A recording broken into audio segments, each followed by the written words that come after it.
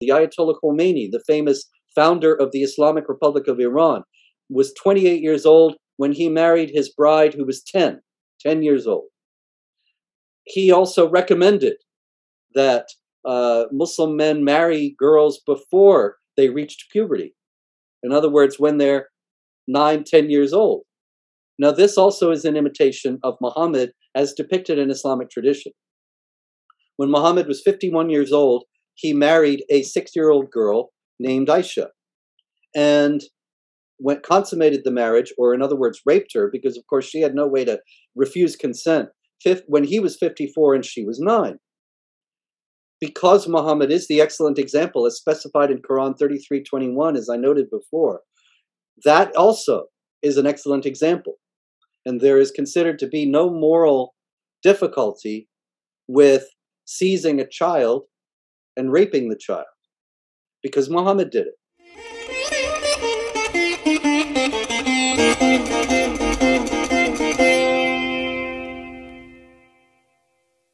I'm very, very, very happy to receive Robert Spencer again. It's been almost a year that he had his first talk with us. He's an author of 21 books, 2 of which are used as FBI training material. To name a few of his books, The Politically Incorrect Guide to Islam and the Crusades, The Truth About Muhammad, which is the talk today, The History of Jihad from Muhammad to ISIS. And Robert Spencer has been with us on numerous other occasions in our conferences. He's an authority on jihad and Islam and the jihadi aspect of Islam. He's a very clear-headed and a very fearless speaker about the true nature of Islam, so much so that he was banned from the UK in 2013. I think the best way to introduce Robert Spencer would be to introduce you to his thoughts. No, he is not an Islamophobe. He says, anybody who is against beheading, the stoning as punishment, or jihad against unbelievers, or building mosques over raised temples or holy places of other religions, this is not Islamophobia. If this is Islamophobia, then everybody should be an Islamophobe. So currently, Robert is a director of Jihad Watch, and you'll be surprised. I receive his newsletter every week. You will be surprised as to see that the jihad is continuing. It's a continuous phenomena on smaller scale in various parts of the world. Most welcome, Robert. Very, very honored to receive you again. And today's talk is based on his book, The Truth About Muhammad. Thank you. I'm very honored to be here again. It's always good to speak with you. When we speak about Muhammad, of course, it is a controversial issue, not because there is any doubt about what the Islamic texts actually teach about Muhammad. That's quite clear. Anyone can get them and read them. But there is a great deal of misinformation and disinformation about Muhammad, just as there is about jihad and about the history of Islam and jihad, and a great deal of other related issues.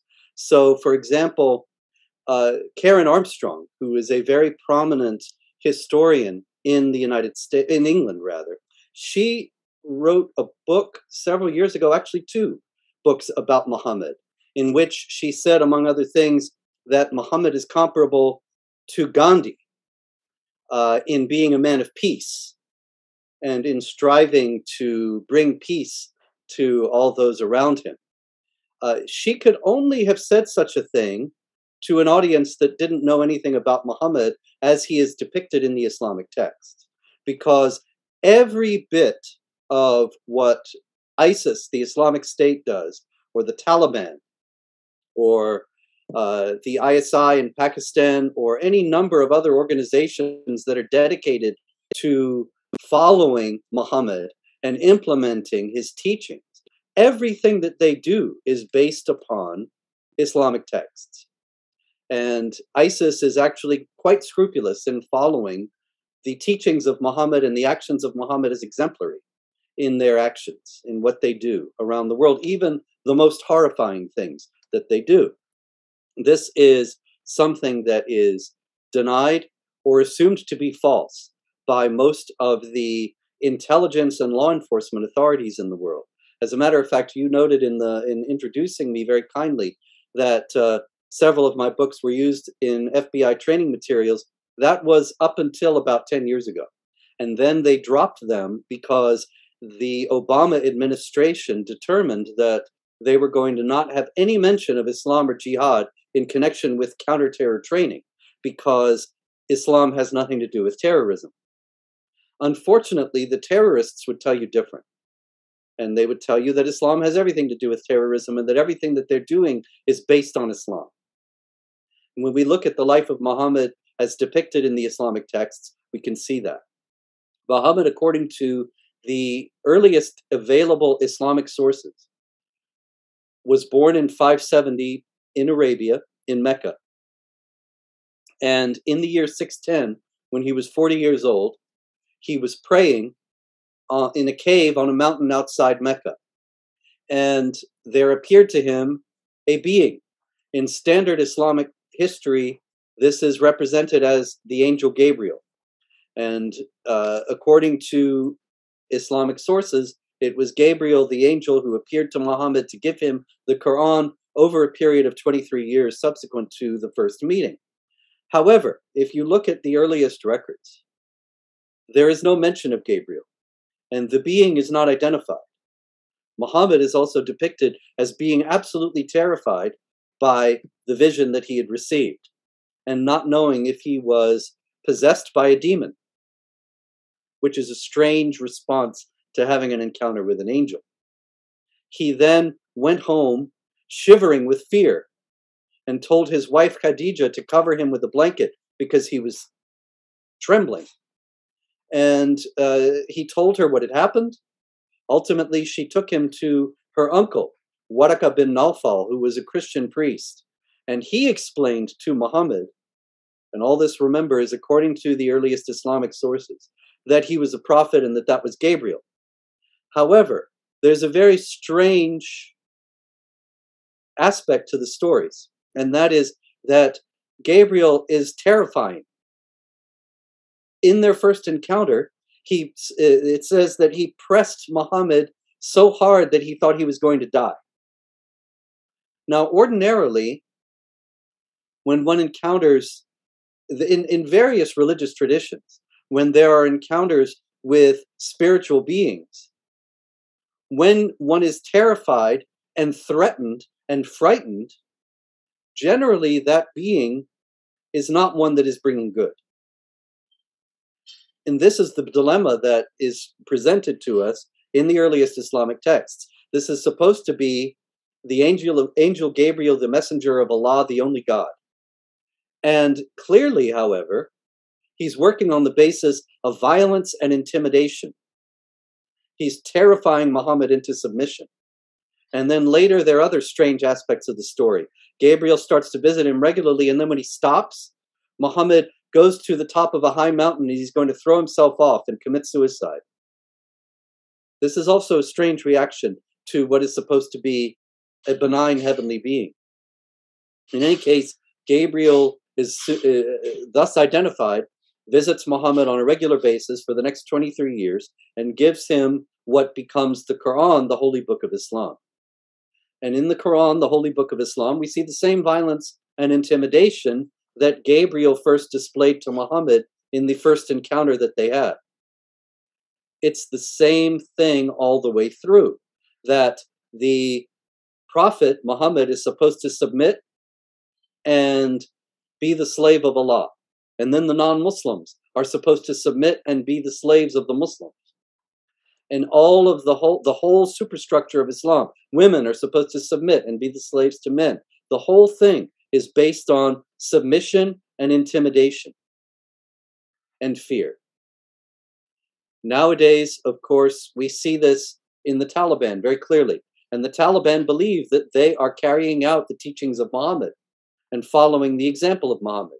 And so Muhammad said that Allah will pour molten lead into the ears of people who listen to music. And so they go and break musical instruments. This creates fear and intimidation among people who listen to music and the musicians themselves. And in microcosm, it is the same phenomenon all over again, that the people are terrified into submission. And that is the Islamic vision for the world. Very briefly, the career of Muhammad started out in Mecca with him preaching. Now, this is, again, a source of a great deal of, or the focus, I should say, of a great deal of misinformation and disinformation. Because Muhammad is preaching, he only gathers a small band of followers by the first 12 years of his career as a prophet, from 610 to 622. And he's preaching tolerance. In the Quran, in chapter 109, it says, "Say to the unbelievers, I do not worship what you worship, and you do not worship what I worship. You will not worship what I worship, and I will not worship what you worship. To you, your religion, and to me, mine." Now, that is rather grudgingly put, but it's nonetheless a statement of tolerance. Let's leave each other alone. We have different points of view. However, this was only something that Muhammad preached when the Muslims were a small band. When they grew larger, and later on, when Muhammad went from Mecca to Medina, another city in Arabia, he began to preach warfare against unbelievers. When the Muslims grew in number and gained power. Now, this is very important because in Islam, everything Muhammad did is exemplary. Chapter 33, verse 21 of the Quran says that Muhammad is an excellent example for you. An excellent example is not qualified. In other words, there is no limitation on that excellent example. Everything Muhammad did is good and to be imitated by the Muslim. Consequently, when the Muslims are a small band and Muhammad is preaching tolerance, when you have Muslims who are a small group in a particular nation, they will preach peace and tolerance. When they grow in numbers and power, then you will find they are preaching a very different message. Muhammad, in the year 622, was invited, according to Islamic tradition, by the people of Yathrib, which was a nearby city, which later on became renamed as Medina or Medinat Nabi, the city of the Prophet. He was invited to come and be a political and military leader of the city, as well as the religious leader, and they would convert to Islam. Once there, he began to preach that Allah was giving him revelations about the necessity in the first place to fight defensive wars against the unbelievers, and then to fight offensive wars against the unbelievers, in order to bring them under the hegemony of Islam, to convert them to Islam, or if they refuse to convert to Islam, then to make them submit to the hegemony of Islamic law, and to recognize their degraded status in this world as well as in the next, as the punishment from Allah for refusing to accept Islam. The Quran is full of warnings that the unbelievers will be punished in this world and not just in hellfire. And the punishment in this world is to be enforced by the Muslims themselves, who will terrorize, strike terror in the hearts of the unbelievers. This is in chapter 8, verse 60 of the Quran. And bring them into submission to Islamic law, which guarantees them a second-class status. Now, this is something that Muslims have put into practice throughout history. In the first era of Islam, there were the caliphates. The caliphs were, caliph means successor. And the caliphs were the successors of Muhammad as the political, military, and spiritual leaders of the Islamic world. And just as Muhammad did, they led offensive wars against the neighboring states in order to bring them under the hegemony of the Islamic world. When the Arabs first came out of Arabia, after the death of Muhammad in 632, Islam was actually in an inchoate state and was not fully formulated dogmatically as it is today.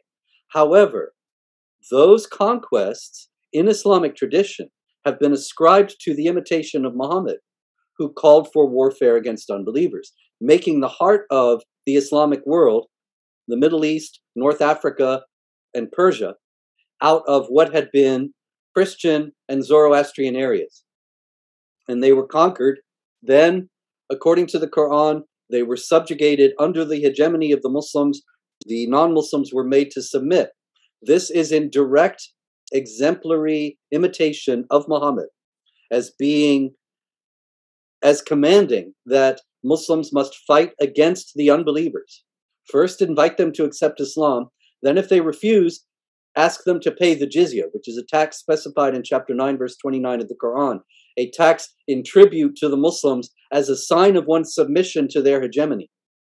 And if they refuse both, to go to war against them. This is the paradigmatic basis for Islamic warfare that conquered a tremendous area of the world. By 732, 100 years after Muhammad died, there is a massive Islamic empire stretching from Spain into India. And of course, the jihad against India was particularly virulent because they were not, the Hindus in India were not considered people of the book. That is the Quran's designation for Jews and Christians and Zoroastrians. And they were therefore treated even more violently and not immediately given the option to submit, although that was later extended to them because the sheer numbers made it impossible for the Muslims to kill them all, although there were certainly attempts to do so. Now, all of this comes from Muhammad's life. The war and the conquest is what he pursued in Arabia, and then his followers, in imitation of him, brought it to the rest of the world. There are also other aspects of Muhammad as exemplary. For example, in Afghanistan in 2003 or 4, when the Taliban was toppled, supposedly, or toppled at least temporarily, the American aid workers went into refugee camps of the displaced people in Afghanistan, and they found that half the girls of second grade age were married, and all of the girls, third grade age and above, were married. And child marriage is a phenomenon all over the Islamic world. The Ayatollah Khomeini, the famous founder of the Islamic Republic of Iran, was 28 years old when he married his bride who was 10 years old. He also recommended that Muslim men marry girls before they reached puberty. In other words, when they're 9, 10 years old. Now, this also is an imitation of Muhammad as depicted in Islamic tradition. When Muhammad was 51 years old, he married a 6-year-old girl named Aisha and consummated the marriage, or in other words, raped her, because of course she had no way to refuse consent, when he was 54 and she was 9. Because Muhammad is the excellent example as specified in Quran 33:21, as I noted before, that also is an excellent example. And there is considered to be no moral difficulty with seizing a child and raping the child, because Muhammad did it. Also, there is the sexual enslavement of non-Muslim women, or what we would say in the modern world, particularly in India, love jihad in various permutations, but its roots go back to Muhammad also. There is a famous story, for example, of the raid of Khaybar. Khaybar was an oasis in northern Arabia where the Jewish tribes that Muhammad had previously exiled from Medina had gone to take refuge. But Muhammad ultimately went and invaded Khaybar. And incidentally, it's worth noting that he arrived there at night, but waited to strike until the morning because he wanted to hear if there would be the Islamic call to prayer in the morning. If there was not, he would invade. If there was, he would not, because he was commanded, in his own words, according to a tradition, to fight against the people who, until they confess that there is no God but Allah and Muhammad is the messenger. So if the people of Khaybar had confessed that there was no God but Allah and Muhammad was the messenger, he wouldn't have fought them. He did not hear the Islamic call to prayer, so he invaded. When he invaded, he wanted to get the money. So he went to the treasurer of the community. The Muslims captured him. His name was Kinana, and he had his followers build a fire on Kinana's chest to torture him until he revealed where the treasury was. Kinana refused to do so and was ultimately put to death. Then his wife, Safiya bint Huyai, was captured and given to Muhammad. Now, this is a woman who's not only her husband was killed, but her father was also just killed by the Islamic warriors in Khaybar. And yet Islamic tradition says that Muhammad married her, consummated the marriage on the spot. Can you imagine this absolutely ghastly scene of dead bodies everywhere, and Muhammad being so consumed with lust that he has to stop in the midst of these dead bodies and rape this woman. But this also is exemplary behavior, because Muhammad is the excellent example of conduct. Consequently, you have all over Europe, for example, nowadays, with the mass Muslim migration since 2015, a huge increase in the sexual assaults and rapes of non-Muslim women there. And you have this, of course, in India with the kidnapping, the abduction of Hindu girls, Sikh girls, Christian girls, and they're subjected to the same treatment. This is all because this is something that Muhammad did. And it's also specified in the Quran in chapter 4, verse 3, that you can marry up to 4 women, but also take the captives of the right hand. And the captives of the right hand are these infidel girls, specified in chapter 33, verse 50 of the Quran, to be the spoils of war, that is, seized in battle, just like Safiya bint Huyai, and used in this manner. All of these things come back to Muhammad. Many years ago, you don't hear it so much anymore, but many years ago, right after the United States got involved in Iraq and Afghanistan, there were many news accounts that actually had Muslim apologists claiming that beheading was completely against Islam, and it had nothing to do with Islam. But this was, once again, as is so often the case, based on counting on the ignorance of the audience, not to be able to understand that they were being deceived. In reality, beheading is specified in the Quran. When you meet the unbelievers, strike the necks. Chapter 47, verse 4. Consequently, the Muslims, according to Islamic tradition, Muhammad practiced beheading. He beheaded between 600 and 900 of the Jews of the Qurayza tribe that he claimed had betrayed him. And this was in accord with the Quran. Then, in accord with the example of Muhammad and the Quran, you have beheading whenever there is a conflict between Muslims and non-Muslims. You see this all the time. As a matter of fact, just this morning, before beginning this program, I was reading a news article about the protests in Kazakhstan that you may have heard about. And 12 policemen were killed by the protesters. One of them was beheaded. And when you see a story like that, it is absolutely a direct result of the example of Muhammad. And of course, that's just one very small example of hundreds and thousands of such stories from all over the world that can be adduced in this connection. Muhammad also taught that anyone who leaves Islam is to be killed. Whoever changes his religion, kill him. As a result of that teaching, which is also continued and taught by all these schools and the schools of law and the various sects of Islam, they all still teach, whoever changes his religion, kill him. Those who leave Islam are under an immediate death threat. And you can look at what has happened with Wasim Rizvi since he left Islam, and in the inundation of death threats that he has received. This is because of Muhammad. Every bit of the activity that you can see from Muslims in the modern world today can be traced directly back to the example of Muhammad.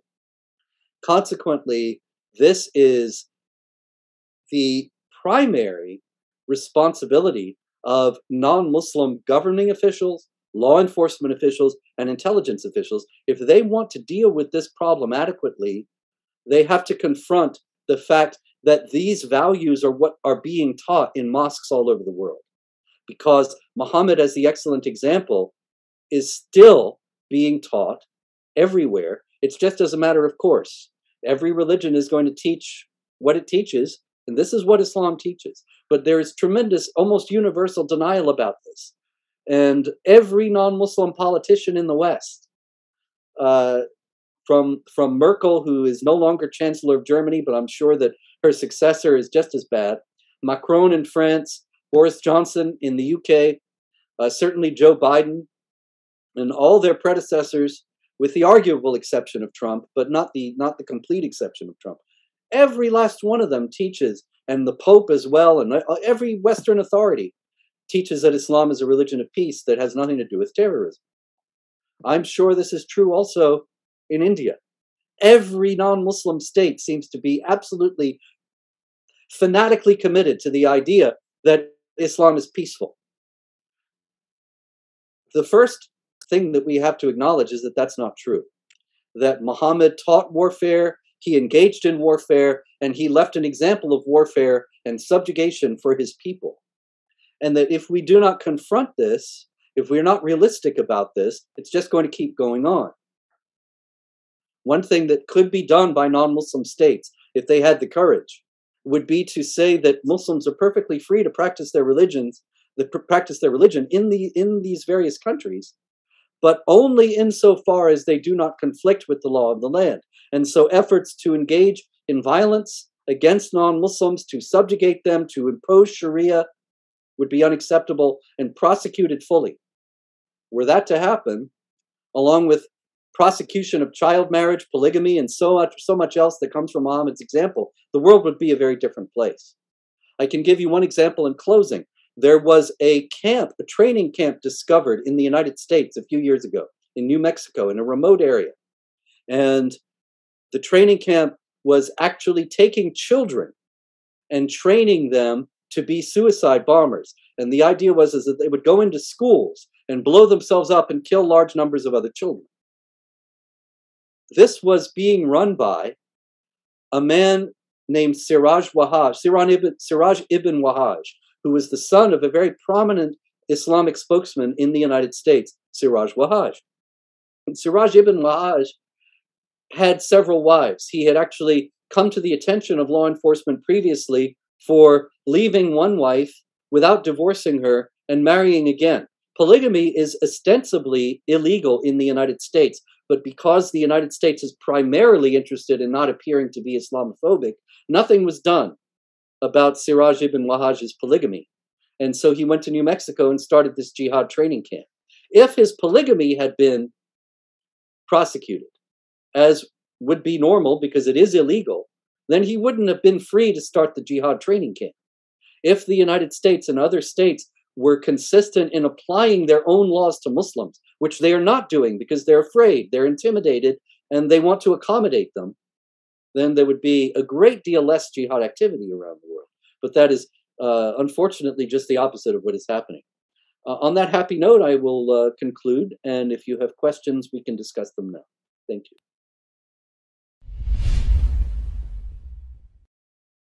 You did not speak about Zainab. Zainab is a wife of Muhammad, and it's an interesting story because it coincides in many ways with the child marriage to Aisha and the rape of Safiya. It's a license for a certain kind of libertinism and a justification for all sorts of behavior that virtually every culture in the world would declare to be immoral. Zainab was the daughter-in-law of Muhammad. This is what you asked me about. Is that correct? I just want to make sure I heard you right. Yes. She was the wife of Zayd, who was the adopted son of Muhammad. But at one point, Muhammad, according to Islamic tradition, went to visit his son, Zayd, who was his adopted son, and he did not find him at home. He found Zainab at home, and she was not fully dressed when she entered the door, and he was overcome, the story says, by her beauty. Zayd ultimately came to see him and said, "If you are so taken with her, I will divorce her and you can marry her." And he said, "Oh, no, no, no. Keep your wife and fear Allah." But then Allah, always ready to accommodate Muhammad, told Muhammad, why are you refusing what I want to give you? I want you to marry Zainab. And he emerged from his trance of revelation and he said, "Who will go tell Zainab the good news that Allah has married her to me?" And so he married his daughter-in-law. This was scandalous even then, unlike the child marriage. And as a result, he had to outlaw adoption. He said, and this is all in chapter 33 of the Quran, chapter 33, verse 4 and 33, verse 37. He said, you can't have adoption. And Zayd is no longer his son. Zayd was known for years as Zayd ibn Muhammad, but had to go back to being called by the name of his birth father, Zayd ibn Haritha. no adoption in Islam. But all this was only because Muhammad wanted once again to satisfy his lust in taking this woman who was his daughter-in-law. Unfortunately, this has condemned many children to lives of great misery because they can't be adopted. They can't go into a family that's not their own. This is yet another example of how the exemplary character of Muhammad has a extraordinary destructive effect on human beings all over the world. I like the way you continue to say the exemplary character, perfect character. There is a comment by George Carlin, very famous one. He says, religion has actually convinced people that there's an invisible man living in the sky who watches everything you do every minute of the day. And the invisible man has a special list of some things that he does not want you to do. And if you do any of those things, he has a special place full of fire and smoke and burning and torture and anguish, where he will send you to live and suffer and burn and choke and scream and cry forever and ever till the end of time. But he loves you. He loves you. And he needs money. He always needs money. He's all powerful, all perfect, all knowing, all wise, but somehow just can't handle money. And in Islam, I will also say that that invisible man is very interested in your bedroom. Yes, very. But it's not just money either. The Quran in chapter 9, verse 14 and 15, it says, fight them and Allah will punish them by your hands. And so to take the gentleman's very entertaining characterization, you have the invisible man who is all powerful and created everything, not able to punish those who displease him on his own, and consequently needs to enlist the services of other human beings in order to punish those who displease him. You see, note this is a very important verse that is often overlooked. Fight them, and Allah will punish them by your hands.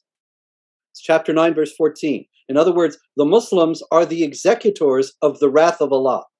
They are the ones who are charged by Allah to punish the rest of us for not believing in Allah. And this is a great reason why there's so much of this violence by Muslims against non-Muslims, because that's their job. They are supposed to punish us. Okay. My question, which you have partly discussed in your lecture, is why developed countries fail to take notice of Islam's narrative that Quran mandates Muslims to spread their religion by power of sword. They don't have political will to support countries like India from onslaught of Pakistan. Is it their money power, Muslims' money power and fear? And why the examples given by you are not told to the common man, non-Muslims? Thank you. Why the political nations are not siding with India, why US fails to take an action against Pakistan, and why is it that common people are not told about the examples that you mentioned? There seems to be a very powerful force that does not want these things to be known. And it, I do believe, has a great deal to do with money, as you noted, that the Muslim nations are, some of them are very wealthy and have close relations with the United States, economic relations, the Saudis and their oil and so on. And the Saudis in particular have spent millions and millions of dollars in American universities. And so you have a huge Prince Al-Walid bin Talal Center for Muslim Christian Understanding in Georgetown University in Washington, D.C., very prominent university. In Harvard, you have another Al-Walid Center. Al-Walid is a billionaire, a Saudi billionaire, and he's a hardline Muslim. And so when he gives these millions to the American universities, he wants them to toe his line, and they're happy to do so because all they want is the money. And so American universities, instead of teaching the truth about these things, they will teach that Islam is a religion of peace and that the problem is all Islamophobes, which means you and me, who speak terrible things about Muhammad and Islam and make people dislike it. And this is not just the American universities either. A few years back, it was revealed that favorable coverage of various issues had been bought. That is, the American media, CNN and the others, were paid money to give favorable coverage to various issues. When I saw that, I immediately thought, well, I'll bet that's the same thing that's happening when it comes to jihad, because there is nothing but favorable coverage of Islam. And whenever there's a jihad attack in the West, the stories are all about the fear of backlash against innocent Muslims and not about the people, the victims or jihad at all. And so I do believe a great deal of this is that these people are bought, that for the sake of money, they are not telling the truth about these issues. As a matter of fact, there's been, and it is, the Islamic groups have thought of everything. We have to give them credit for planning. There is not an issue, not an area of society where they have not entered and turned the narrative in the way that they want it. So why do we not speak? Why are people not told about these things in the schools? If you read textbooks in the United States, and I'm sure this is true elsewhere also, Islam is peaceful. Islam is tolerant. Islam spread all over the world because it's so wonderful. Whereas all the other religions are given very negative treatments. And this is in American public school textbooks. Why? Because Islamic groups have targeted the textbook manufacturers and told them, we want to help you avoid Islamophobia in your textbooks. And they've turned them around to make them into essentially instruments of proselytization. It's all about the money. A question from Bhaskar. When and how did the ideal of calling Islam a religion of peace emerge? That's a interesting question. It actually comes from the 19th century. There was a book published in the 19th century called Islam, the Religion of Peace, and it was the first effort in a major propaganda effort to fool non-Muslims about the nature of Islam. It's gained particular energy and impetus in the beginning in the 1970s in the West, at the very least. There was a professor, Edward Said, who was actually a Christian Arab, not a Muslim at all. And Edward Said wrote a book called Orientalism. And Orientalism was all about how any criticism of the Islamic world from the West was just part of the colonial project. It was colonialist oppression. And as a result, if Westerners did not want to be colonialist and racist and imperialist, then they could not say anything critical about Islam, because that would be an imposition of Western values onto the Islamic world.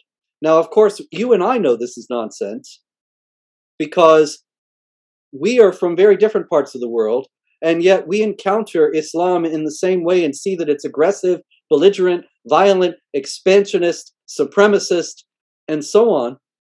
And this has nothing to do with colonialism. It has nothing to do, you're just as much victims of colonialism as any Islamic group, if you want to speak in those terms. It has to do with the nature of Islam itself.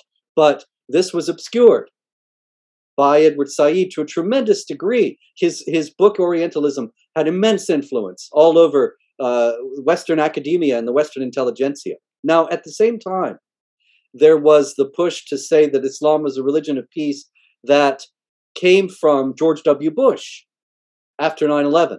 On September 17th, 2001, he went to a mosque in Washington, D.C., and he said, Islam is peace, and we want to emphasize that this attack is nothing to do with Islam. The idea also comes from the fact that Islam really is a religion of peace, but not in the way that we understand peace. The idea is that Muslims must wage war against the whole non-Muslim world and subjugate all non-Muslims under the hegemony of Islam, and then there will be peace.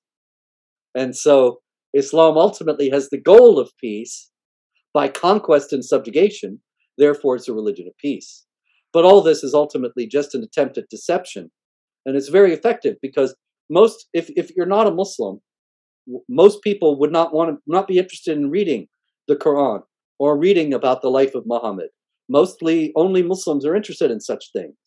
And so they're able to prey upon the ignorance of the non-Muslim and use this lie to foster complacency and to make us think, well, there's not really a problem because the vast majority is peaceful. And my friend Ahmed that I work with, he's a wonderful fellow. He's very gentle. He would never hurt anyone. So therefore, there's nothing to be concerned about regarding terrorism. But this is a massive, extraordinarily successful deception. Why don't women in Islam don't speak up? I mean, they must be reading Quran, they must be reading all these quotes, and they must be knowing what exactly it means. But then, how are they fooled? It's a very, very small percentage which actually comes out and speaks against Islam. In order to criticize Islam, a Muslim woman would have to have a moral standpoint separate from Islam, which a Muslim woman is not likely to have. In other words, when we look at the world and we think about it in terms of what's good and what's evil, or what's right and what's wrong, we do so based on our own moral assumptions and beliefs.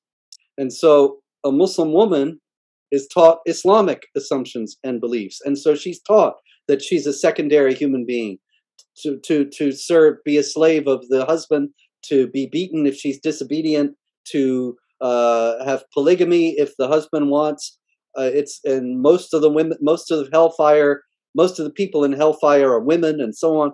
These things are taught to her. This is holy writ. This is what Allah says, the only God and the Prophet, the perfect man and the excellent example. So consequently, there's no standpoint on which the woman can have. There's no standpoint the woman has to judge Islam. To judge Islam is already to place yourself outside the fold, and that means that Allah will punish you in this world and the next. So this is a very powerful appeal. You take, for example, the Islamic Republic of Iran. And of course, previous to 1979, it was a Western-style secular democracy. And the women did not wear hijab. And so a lot of women protested when they said you have to wear hijab, and they didn't want to wear it. And many women were brought into line by the mullahs telling them that if they did not wear hijab, they would be suspended by their hair upside down in hell forever. Now imagine if you really believed that. It sounds ludicrous to us, but imagine if you really thought that there's an Allah and there's a hell and he's going to put you in it upside down by your hair. If you don't wear this thing, you'll wear it. It only creates a difficulty when you have Muslim women move to a non-Muslim culture, and then they're confronted by a different way to live.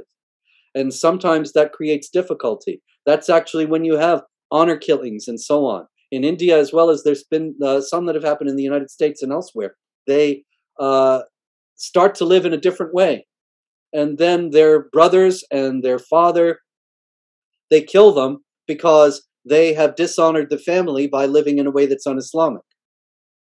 And this is something that's based on the Quran, where a boy is killed and the killer says, I did it because he was going to grow up to be unrighteous and his parents deserved a righteous child. So it's very difficult for a Muslim woman, without any other way to look at the world, to criticize Islam. Yes, Dr. Spencer, wonderful talk as usual.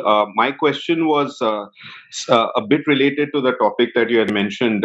So, the narrative that's been peddled widely through social media, that the extreme form of Islam is primarily due to the Wahhabi ideology propagated by the Saudis, right? Because they have funded madrasas all over the world, and you're seeing, even in India, Wahhabism seeping more in the last 20 years than before. So there's also this narrative being peddled that the Saudi prince Mohammed bin Salman is taking measures to temper the extreme Wahhabist ideology. So how much truth do you think there is to that? I mean, is he making an earnest effort, or is this just media propaganda? And the second part of that question is that we know that the leftist stream, academic stream in the United States, they're sympathetic to the Islamist jihadist cause, but they seem to be anti-MBS. So I really don't understand that dynamic, and that was the second part of my question. Thank you. Yes, as far as MBS goes, of course, I don't know whether he's sincere or not, but he has to tread very carefully. And it's interesting to note, there was an interview with him recently where he was speaking about the reforms he was going to make in Islam. And it was clear, as he was speaking about this, that he was extraordinarily nervous. And as a matter of fact, he kept on making a strange gesture with his neck, as a matter of fact, kind of jerking it up a little bit, and doing this repeatedly throughout this part of the interview. And yet the rest of the interview, which was very lengthy, he never did that. And I think that betrayed that he's very afraid of what could happen in this regard. And maybe it has to do with his neck, that he could be beheaded for apostasy if he goes too far, because there is a death penalty for heresy, a death penalty for apostasy. He's treading a very dangerous line, trying to limit the power of the Wahhabis. And then the first part of your question, a lot of people say that Islamic jihad activity today all comes from the Wahhabis. There's actually some truth to that. But on the other hand, if you think about Darul Uloom Deoband right in India, you can see that there's jihad activity that has nothing to do with the Taliban. I mean, everything to do with the Taliban, nothing to do with the Wahhabis. This is a different school of Islamic thought. And yet, because Islam is what it is, they come to many of the same conclusions as the Wahhabis. The history of jihad also shows that Islamic jihad activity doesn't come from the Wahhabis, because long before the Wahhabis, there was jihad violence. And the Wahhabis only arose in the 18th century, the latter part of the 18th century. But there was a great deal of jihad from the Mughals, from the Ottomans, from all manner of Islamic entities long before Wahhabism. As far as the American universities go, I do believe that they are compromised to a tremendous degree by the very forces that MBS is trying to limit. And that might explain their hostility to him. How much of this narrative control to protect Islam is because of communists, Marxists who have taken control of every part of American and European society? What is in it for them to defend Islam? For they know that Islam finally will not let them survive, even if they make it win. A great deal of the Islamic activity is because of the communists. There's no doubt about this. They are close allies, and a lot of people are puzzled by this, but it's because actually they have a shared authoritarian worldview. Islam is against freedom. Islam is the slavery of the human being. And communism is the slavery of the human being. They are both utopian philosophies. They both are going to create a paradise on earth. The communists want to create the paradise of the workers ruling and the withering away of the state. But what that means in practice is draconian punishments for any kind of dissent, and the gulags, the massive prison camps in which millions of people anybody who steps out of line are held in these camps. So the idea is that you have a paradise created by a reign of terror. That's Islam also. Sharia, Islamic law, is supposed to be the perfect law of Allah. And so you implement it in a society, you have a perfect society. It's utopia. But at the same time, it is enforced by the beheadings, the amputations, the stonings, the reign of terror. So both the left and Islam, they love authoritarianism, and they want to establish a paradise on earth created by a reign of terror and enforced by a reign of terror. Also, the left, in trying to take over the West and destroy the United States, they love Islam because Islam lends itself to authoritarianism. If you look in Islamic history, there's no history of democracies or republics. Islam has a history of all over the world. Only Turkey was a secular democracy, but Turkey was created in the atmosphere of a rejection of political Islam. And now Turkey, of course, is re-Islamizing. So there's no democracy. There's no freedom. It's all just obey the authoritarian ruler. As a matter of fact, Muhammad said it in a tradition. Obey your ruler, even if he is an Ethiopian with a head like a raisin. Most people quote that to deal with the racism of the statement. But even aside from that, it's just a blanket statement to obey the ruler. That's just what the communists want. Obey the authorities. Submit. Do whatever we tell you. You referred to some author, if I heard you correctly, who compared Muhammad with Gandhi. Yes, Karen Armstrong. Karen Armstrong is a former nun, a Catholic nun, who left the monastery and became very enamored of Islam and wrote hagiographical biographies too of Muhammad. and a history of Islam, which is highly misleading and apologetic. Would you be able to share some comparisons which she made between Muhammad and Gandhi? Just curious. Yes, she claims that Muhammad taught peace and tried to make peace, and that one of the reasons why he conquered Arabia was to pacify it and keep the various tribes of Arabia from warring against each other. But she plays fast and loose with the facts. She ignored a great deal of what is taught in Islamic tradition about what Muhammad did and said, and she actively misrepresents the data. For example, she actually reviewed my book that is the subject of this lecture, The Truth About Muhammad. And in her review of it, she said, Spencer never mentions that the Quran says warfare is an awesome evil. She did not give the citation. And I've read the Quran dozens of times. I couldn't think of where on earth does the Quran say warfare is an awesome evil. And finally, I found it actually in chapter 2, verse 217, which I will find if you will bear with me for a moment, and then I will read it to you. What she was quoting was a passage that actually said, they ask you about warfare in the sacred month. Say, warfare during it is an awesome evil, but to turn people away from the way of Allah and to disbelieve in Him and expelling His people from the sacred mosque is more serious with Allah. Now, you have to understand, see, this passage is talking about whether it is allowed to fight during the 4 sacred months that were in the Arab calendar before Islam. There were 4 months in which it was forbidden to wage war. And they ask you about warfare in the sacred month. Say, warfare during it is an awesome sin, but to turn people away from Allah and to disbelieve in Him and expelling His people from the sacred mosque is more serious with Allah. So what it's saying is, yes, warfare is bad, but these things are worse. When these people are persecuting you, it's worse. So therefore you can fight them during the sacred month. That's what the passage is actually saying. And she took a little piece of it to give the impression that Islam says that warfare is evil.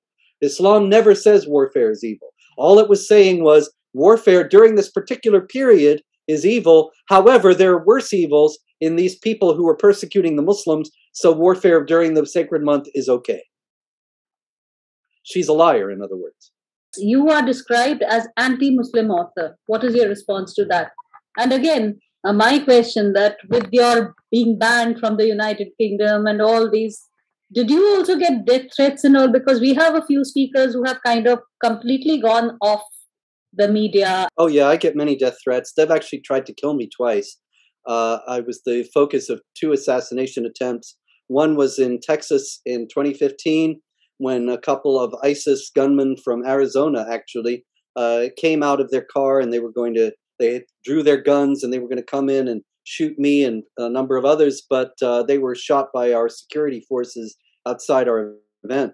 And then I was poisoned in Iceland in 2017 by someone who slipped some things into my drink. In any case, I also actually just got some death threats quite recently on Twitter. Fellow was writing me in direct messages with all these videos of beheadings and then saying he was looking for my address. In any case, I'm not worried about that. You know, it's not like I'm going to live forever. If people don't speak about these things, then they're just going to continue. So we have to stand up at a certain point. But in any case, I was banned from Britain actually for teaching that Islam has doctrines of warfare against unbelievers. That's actually what the letter from the UK Home Office to me said. You can find it online at my website, Jihad Watch, and read the whole thing. It's really just saying, in other words, because you say unwelcome truths, you are not welcome in the country. As far as being anti-Muslim, I reject that very strongly. I am not anti-Muslim. That would be against some human beings, and I'm not against any human beings. I'm against this ideology. To say that I'm anti-Muslim would be to say that opponents of the Nazis in Europe in 1940 were anti-German. And that would have been ridiculous. They were fighting for humanity against a great inhumanity, and that is what I'm doing. there is one question here that is quite important, I think.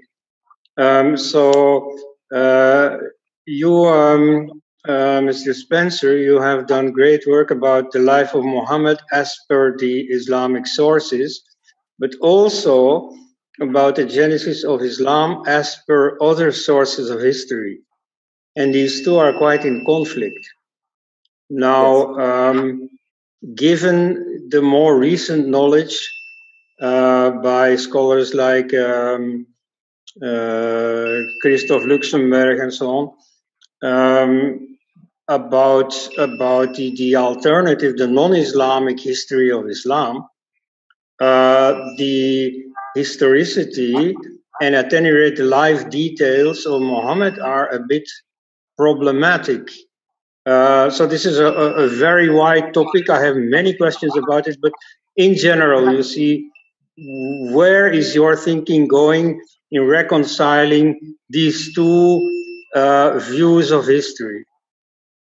I don't believe, thank you. That's a very important question, and I'm honored by your being present here. In any case, there is no reconciling those two. Many people actually say that I have contradicted myself by writing the truth about Muhammad and then writing Did Muhammad exist and questioning the historicity of the Islamic texts. Actually, these are two separate inquiries. When we are discussing what Muslims believe, which is very important to know because they are acting upon those beliefs every day around the world, then we have to know what is the content of the Quran, the Hadith, and the Sirah literature, the biographical literature about Muhammad. However, as a separate issue, we can look at whether those various sources have any historical value. And they have very little historical value. The traditions about Muhammad's words and deeds, although they are normative for Islamic law and behavior, they actually date from around 200 years generally after Muhammad is supposed to have lived. And there is no record of Muhammad in contemporary sources from the 7th century when he is supposed to have lived. So it's rather like discussing the Shakespeare play Macbeth. We could have a discussion, we could have a show like this about Macbeth. And we could say, Macbeth plotted to kill Duncan. And Macbeth said, is this a dagger I see before me? Its handle toward my hand, and so on.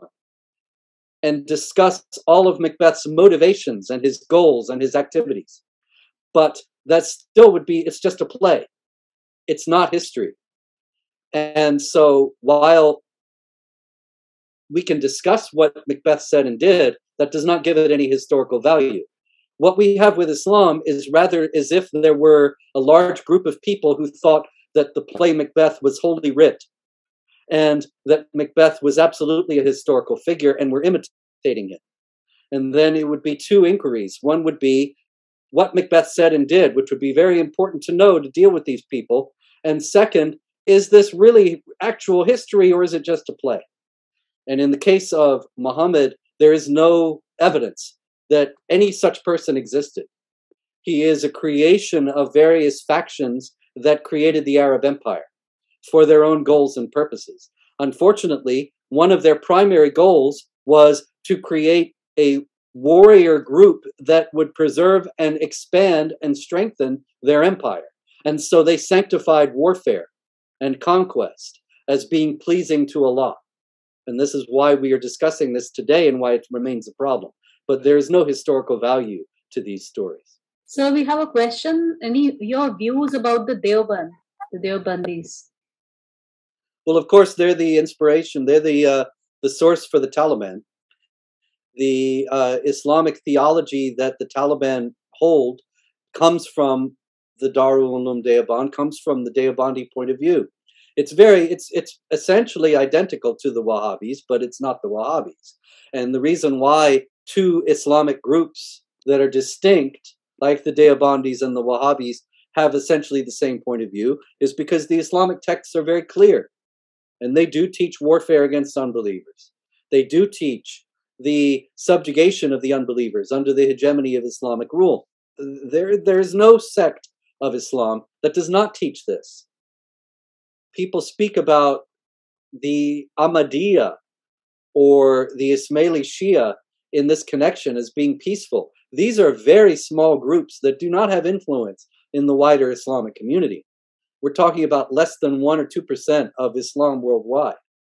The mainstream, the large groups of Muslims, both Sunni and Shiite, all teach this warfare and conquest and subjugation. We have a question that, barring fears and threats, what could be the reasons why some people voluntarily convert to Islam? People are taught a lot of nonsense to convert to Islam. There have been many converts to Islam, as a matter of fact, who become disillusioned. I was in contact several years ago with a man who was a very prominent convert to Islam in the United States at one time. As a matter of fact, he won several awards from Islamic groups for his writing about Islam. But he ultimately left Islam.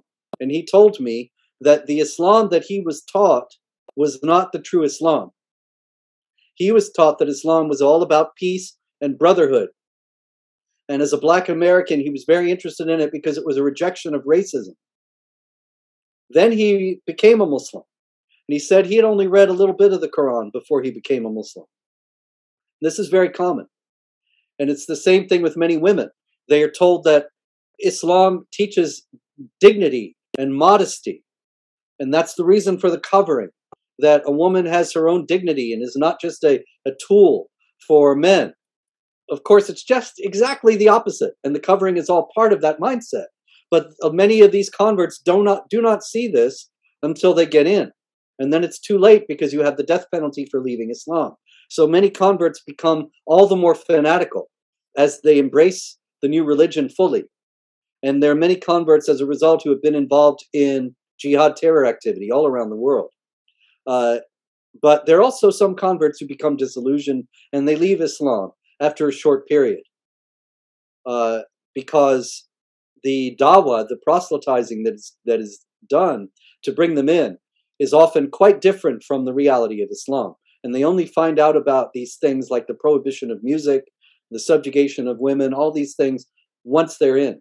I also have a view that why we are attracted not just to Islam but to all the Abrahamic religions is the kind of support group that we find in the church, in the community, is the kind of support group that we find in the community. Because in other religions, you're largely left on your own. Here, they will, the Gurdwara or the church or the mosque, your local area mosque will take care of you if you're not doing well in life. There's no doubt about that. And that's very attractive, particularly in the West today, where there's no religion and there's a radical individualism that leaves people often atomized and isolated. And they feel alienated from the entire world. Then they can convert and suddenly they have a group of people who love them and care about them. And so I think the importance of that cannot be underestimated. It only becomes a problem when you have people who love them and care about them tell them, now in order to please Allah, you need to do violence to unbelievers. And how about the psychological condition where people like to be told what to do, they like to be subjugated? Oh, that can't be underestimated either. This is extraordinarily important, and people don't like to discuss it. But the fact is that there are many, many human beings who would prefer slavery to freedom. And they prefer to have a worldview that everything is set out for them, and they don't have to make any difficult choices because it's all there already done. And so Islam as a total explanation of everything in life, and they have laws and rules for every aspect of human behavior. It can be very comforting for some people because they like having a rule for every aspect of human behavior. And then they can know exactly what they should do every day. Good evening, sir. It was wonderful to listen to you. Now heard so many aspects of Muhammad earlier. Now this victimhood seems to be a very special characteristics of Muslims all over the world.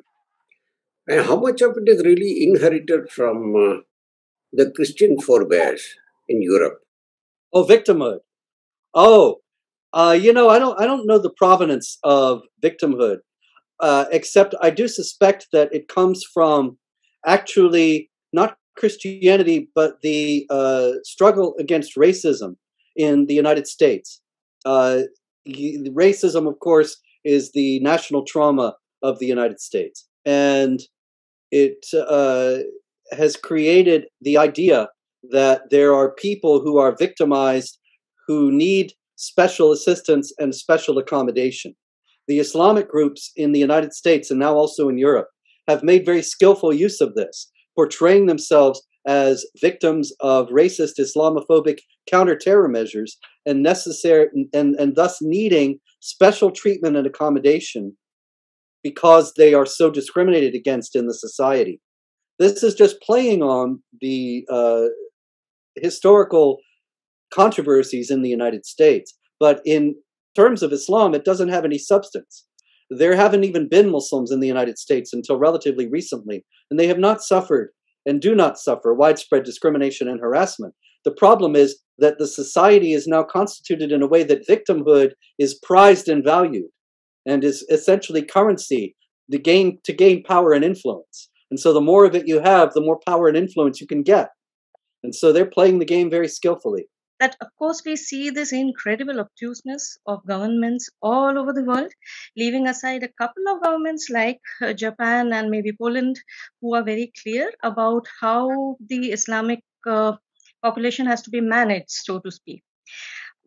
But somehow the entire liberal world, and even India for that matter, as much as people glorify the Modi government, fact remains the same kind of obtuseness and, if I may say, mulishness on persisting with, according them, this legitimacy in the name of liberal democracy continues. And what is the way out that you see from here? Because, I mean, this is really... there seems to be no end to it. No matter what Muslims do, what they even express themselves clearly against the very governments that the very nations where they live and they find refuge. They speak against them. Yet, governments all over, they refuse to change their outlook. It's a liberal democratic trap, if I may put it that way. Well, I do believe that certainly the response of virtually all the governments around the world to Islam is based on falsehoods, and that consequently it cannot stand. I don't know when or how it will fall, but I do know that the fact that it's refuted on a more or less daily basis is a sign of hope, that eventually I think it will become impossible for governments in India, in Europe, in North America, everywhere around the world to ignore and deny this problem. Unfortunately, probably the jihad will have advanced a great deal more before it becomes impossible to ignore or deny.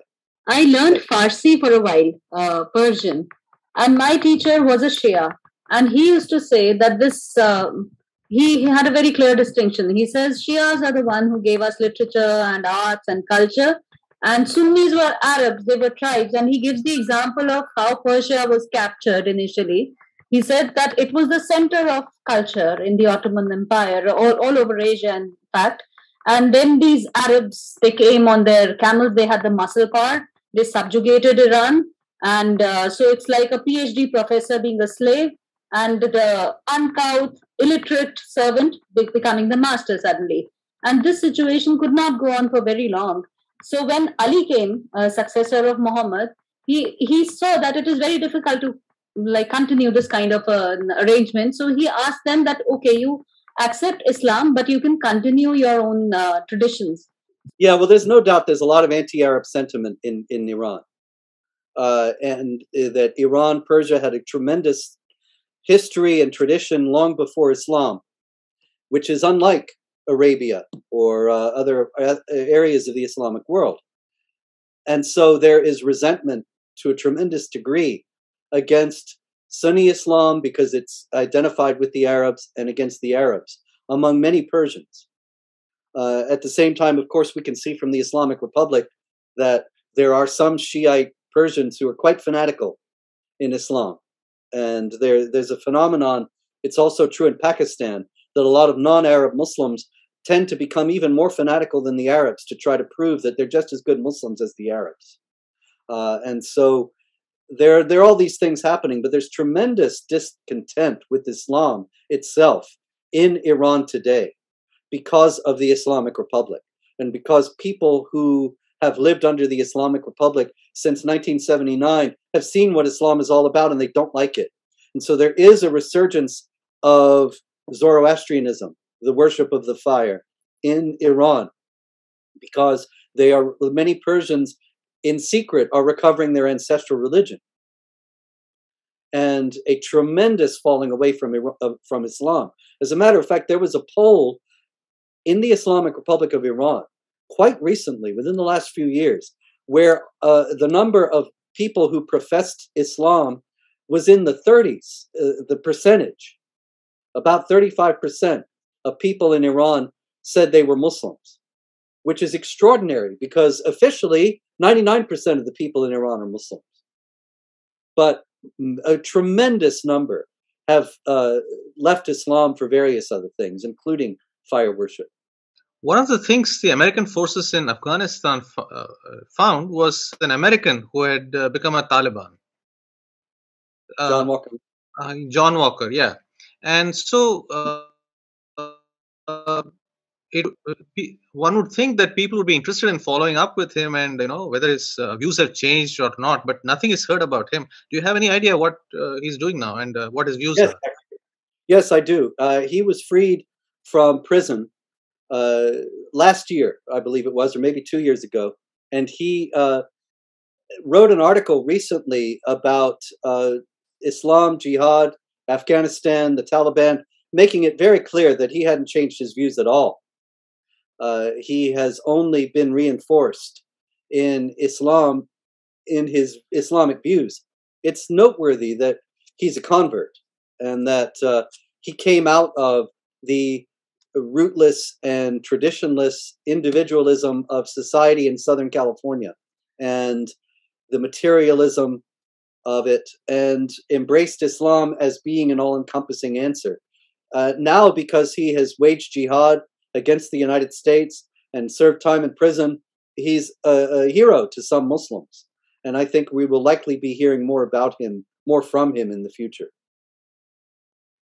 Robert, what do you think it will take for all these ex-Muslims in Iran, for example, to come out together? What can be done to encourage them coming together? The Islamic Republic was in very bad shape just last year. The Trump administration had placed sanctions on Iran that were creating great difficulty for the Iranian economy. And people warned against this and said this will just turn people more away from America and make them embrace the Islamic Republic. But it had actually the opposite effect. And the people were demonstrating in Iran, as they are again now, saying, you're giving our money to Syria and Lebanon, to Hezbollah and to Assad, and you should be giving it to the Iranian people. And so it's possible. Of course, now the Biden administration has given the Islamic Republic a reprieve and removed the sanctions and is going to restore the nuclear deal. But it may have been quite close to the toppling of the Islamic Republic just last year, and it still could happen.